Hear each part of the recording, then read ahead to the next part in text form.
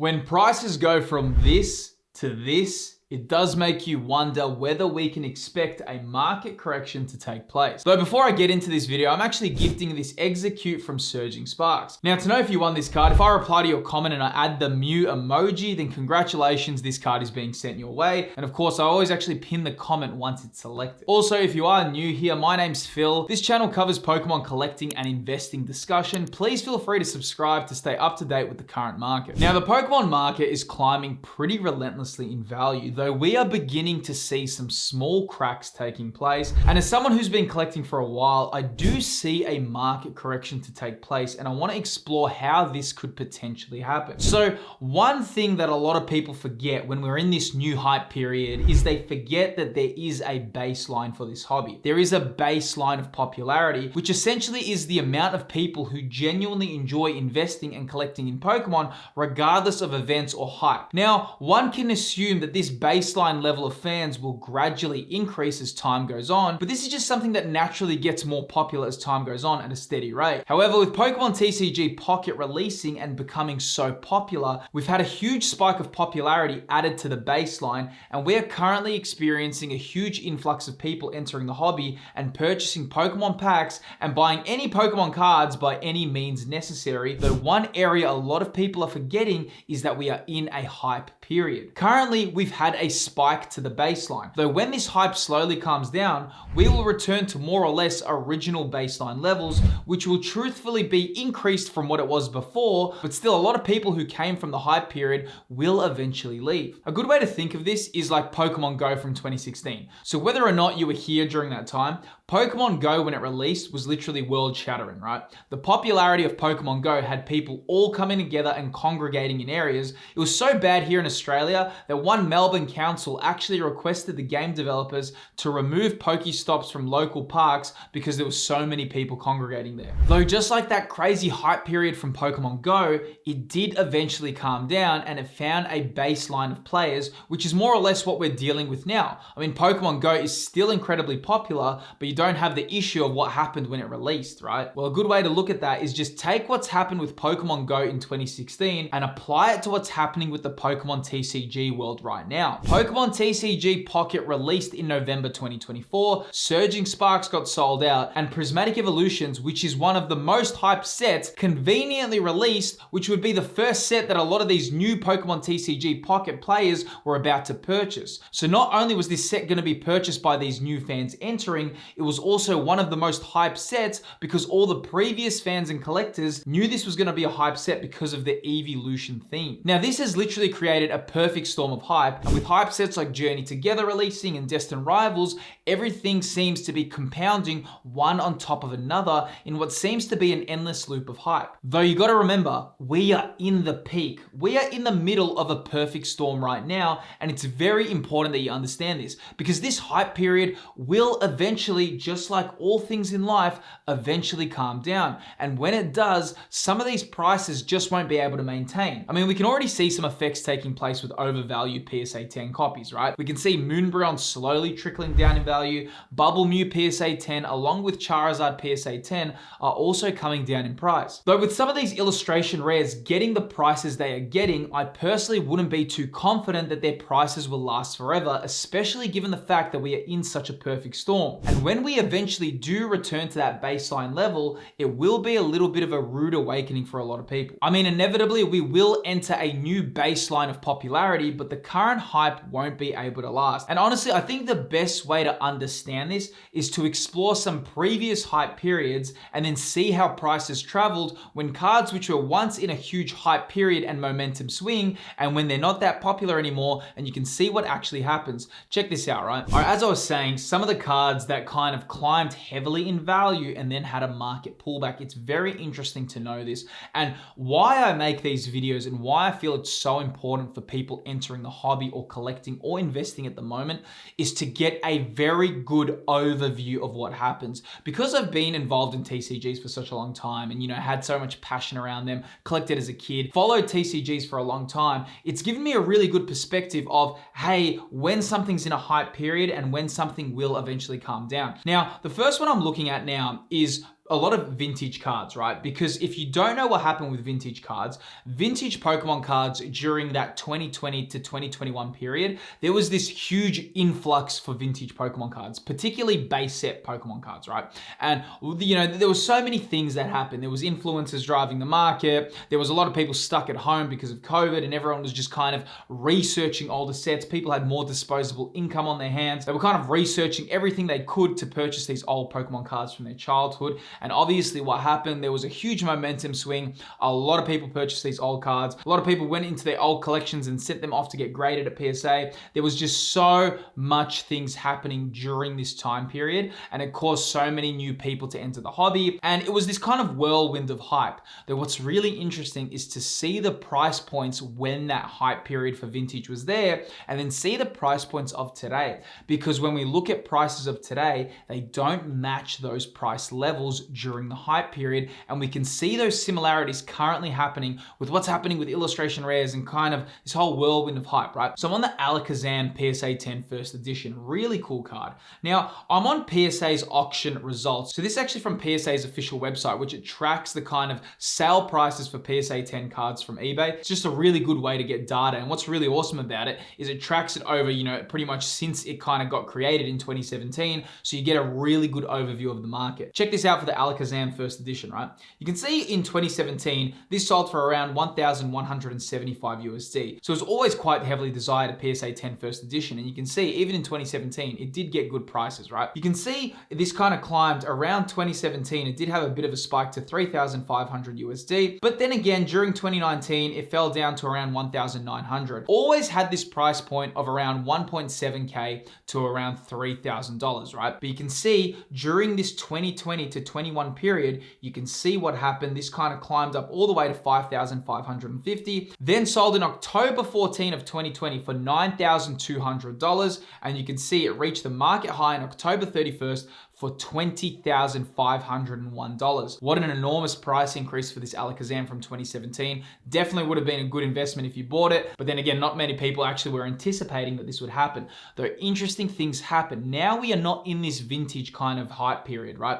Vintage Pokemon cards have slowly calmed down, but you can see the most recent sale price of 2014, this sold for $8,400. So you can see from $20,000 in that hype period, what's happening right now, similar things happening with Brute Bonnet, similar things happening with the Marill from Paldea Evolved, all these things happening, a huge hype period. You can see once that kind of calms down and that demand isn't there, the market isn't willing to pay those prices. This is really important to know, and why I speak about this a lot. A lot of people say, oh, but if I buy this card at 1,500 US, it's obviously going to go up and I'm always going to be able to sell it for 1,500 US. That is never the case, because you can only sell it for what buyers are available in the market and what the buyer is willing to pay. If the buyer is not going to pay $20,000, just like they're not paying for that for this Alakazam, you will not get that price point. You will only get what the market at that time is willing to pay. So it's very important to understand how the momentum swings in this hobby, because right now we are in a momentum swing, but it's very important, especially if you're playing this long game, to understand that this momentum swing will eventually go the other way. And when it does, you won't have all these people that are right now just searching TCG Player for illustration rares and getting all hyped and just can't wait for their next new illustration rare to go, because when this hype does leave, prices can tank heavily in value, and it's important to have this oversight, right? Another one to look at is the Squirtle base set first edition PSA 10. Now this was Squirtle from base set, really cool, unique. We all kind of remember this card if you did collect during that era. It's a very common card. Check out the prices of this. So you can see around 2017, there's so many sales of this card, but you can see 2017, this was selling for around 130 US, 142 US. It even had lows of 118, even $92 at some point, but you can see it was always selling for around 100 USD. And you can see that hype period bubble on this graph, what happened during that period. You can see this went all the way up to $3,151 for a PSA 10 Squirtle, non-holo first edition. And you can see it even found a market high of $11,000 during that October hype period, which is actually similar to when that Alakazam sold. And this was when that huge momentum swing happened, right? Then you can see it kind of fell back down to around 4,000 USD and did find another kind of high point in the market for 4,700. Though guess what? That momentum isn't there anymore. That hype period is not there for those vintage cards anymore, and you can see what Squirtle's selling for today. Right now, the most recent sale price for this was $898. So definitely increased from its 2017 price, but then again, it's nowhere near that $4,000 price range that it was selling for during the hype period. You can see a lot of sales for $739, $721, $760. If we pull that around this hype period, all of them were selling for over $3,000. You can see all there, $3,600, $3,800. So that's what I mean. It's very important to understand when the momentum's in your favor, which is happening right now. We are literally in that October 2020 period for vintage cards for a lot of these illustration rares.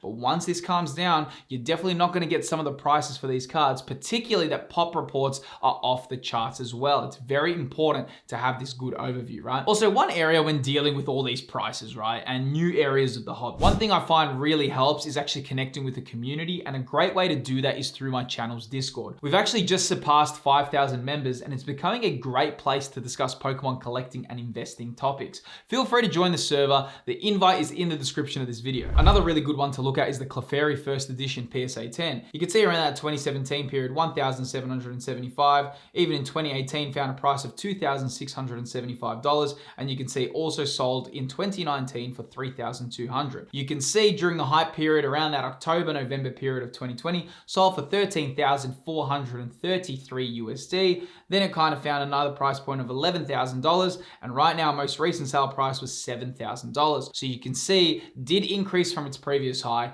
found this momentum swing, and then went back down. Now, another really good one is the Snorlax first edition as well. You can see during that 2017 period, all selling for around 227, 350 USD, finding prices of 300 USD. During that same kind of hype period, that October bubble of 2020, sold for 15,700 USD. Then kind of found another price point of 12,000 and currently selling for around 6,300. So when you're in that hype period, you literally would have got close to triple of what it's selling for today. The reason why this is important is understand the swings, guys. It's very unlikely that this is going to last for such a long time. The reason why is because yes, Journey Together will be hard to get. Yes, Destined Rivals, there will be a bit of struggle. But honestly, after that, I do see Pokemon catching up to a lot of printing demands. I don't see all this scalping that's happening, all what's going on, because what's going to happen is a lot of people are going to over leverage themselves in a lot of these products. Then there's going to be enough stock in the market. Then they're going to try sell their sealed product. A lot of things will kind of calm down in value, and a lot of people won't have this huge connection that Pokemon cards are just going to always be so valuable. Because the reason why I love investing in collectibles is because I do understand that long game and I do understand the momentum swings. Though what's interesting is a lot of people that are investing in collectibles today, you got to remember, man, when you're looking at this Moonbreon or this Bubble Mew, so many kids are collecting today. What's going to happen when you get that momentum swing in 20 years from today? A lot of us who are collecting PSA 10 copies or, sealed products right now, it's very likely when this momentum swing happens in 20 to 30 years from today, if that does happen, there will be huge prices that we can assume for some of these cards, but it's a gradual thing, right? I think a lot of the problems we're seeing now is everything just happens so quickly, so soon. Now, interestingly, we were just looking at vintage, but when we look at modern cards as well, they've also had interesting price decreases. A good one to look at is the Full Art Charizard V from Champions Path. Really, really cool card. But you can see this one when it kind of released, and it was during that high period of 2020, the PSA 10 sold for 2,200 USD, 1,900 USD, 2,500 USD. That was during the hype period. That's when all eyes were on these new Charizard cards that were coming out. Champions Path was so hard to get. There's so many similarities of what's happening during that 2020 to 2021 period with what's happening currently, right? So you can see the most recent sale price of 2015 sold on February 21st, 2025 for 385 USD. You can see the price points all here, 360 USD,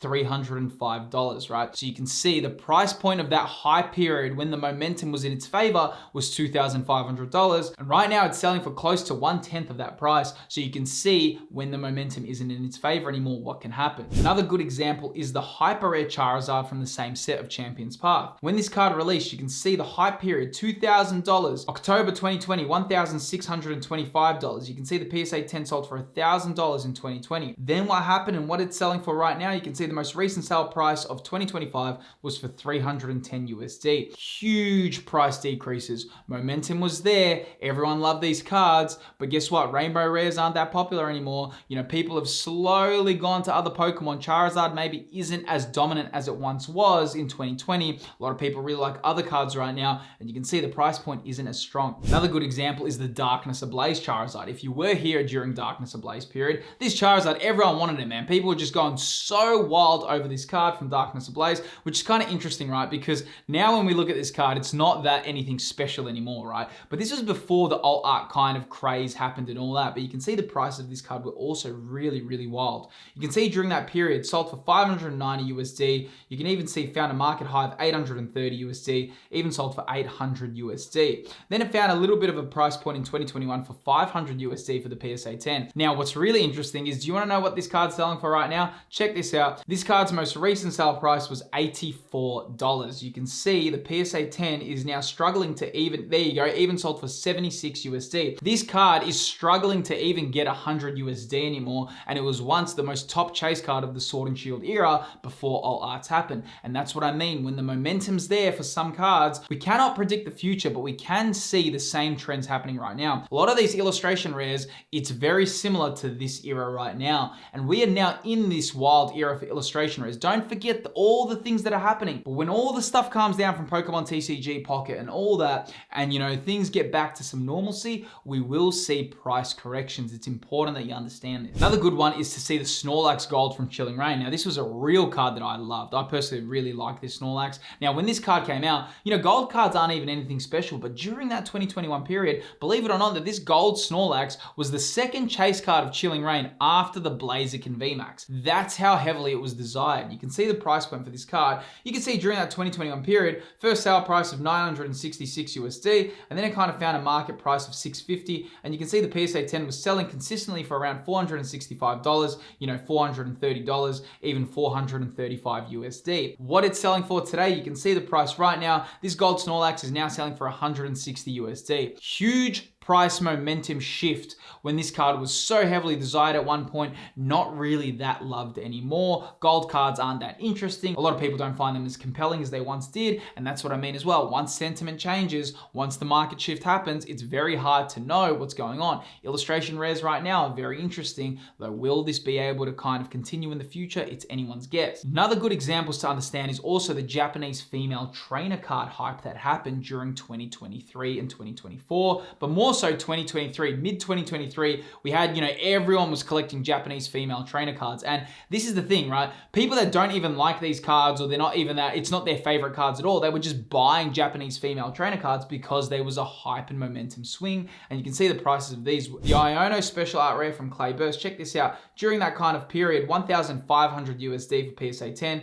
Then it kind of dropped down to around 1,000 USD in PSA 10 and found a little bit of a market around that $1,000 range. You can see currently this card is now selling for $581, dropped more than half in price. So it's very interesting to see how the market kind of swing changed. Another really interesting one is the Miriam Super Rare, right? Check this one out. Selling for around 660 USD. Also found a price of $550 in 2023. And you can see right now this card is selling for around 67 USD in PSA 10, 50 USD, 62 USD. Some of the prices are definitely in 1/10 of the value, and that's why it's so important to understand when the momentum's in your favor, everything's good. When the momentum's not there, it's interesting. And you know, vintage cards were definitely one of the biggest areas where we need to focus on, because vintage Pokemon cards were so beloved in 2020, but really right now, some shifts are happening with vintage. People are a little bit more interested in them, but definitely it's nowhere near what it once was. Now, with all that said, I think one question that comes up is why vintage Pokemon cards fell so heavily in value. And I think a lot of people actually wonder what made vintage Pokemon cards crash specifically. And the answer to that is within this video right here.